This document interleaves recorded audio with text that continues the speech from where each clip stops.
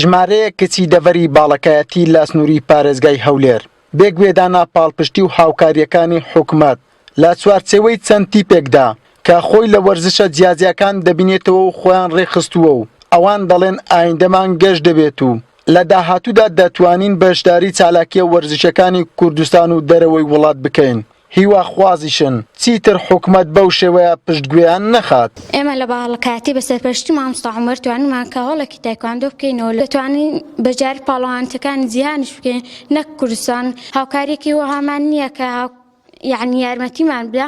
دەرگای کراوەتەوە بۆ ئێمە کچانی پێگەیشتوو کە چەند ماوەیەکە ڕاهێنانەکەین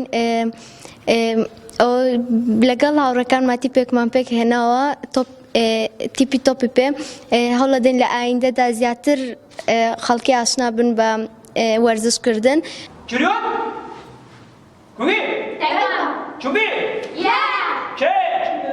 لەلایەن چەند کەسێکی شارەزای وەرزشی خۆبەخشانە مەشق و ڕاهێنان بەو کچانە دەکرێت و ئەو کەسانەش دەڵێن لە باڵەکایەتی کچی بەتوانە هەیە بەڵام بەهۆی نەبوونی شوێنی گونجا و پشتگیری مادی نەتواندراوە تا ئێستا ئەو هێزە شارەوانە دەربخەن.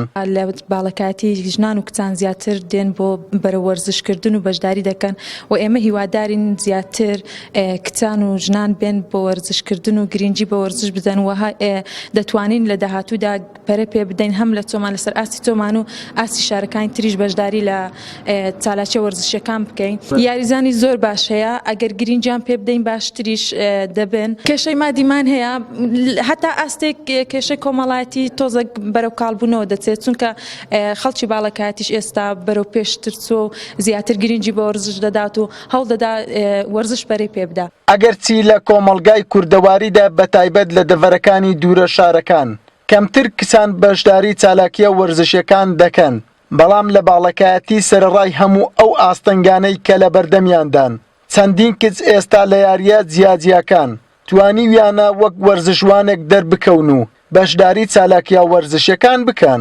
ڕاماڵ ئەحمەد NRT دەڤەری باڵەکایەتی.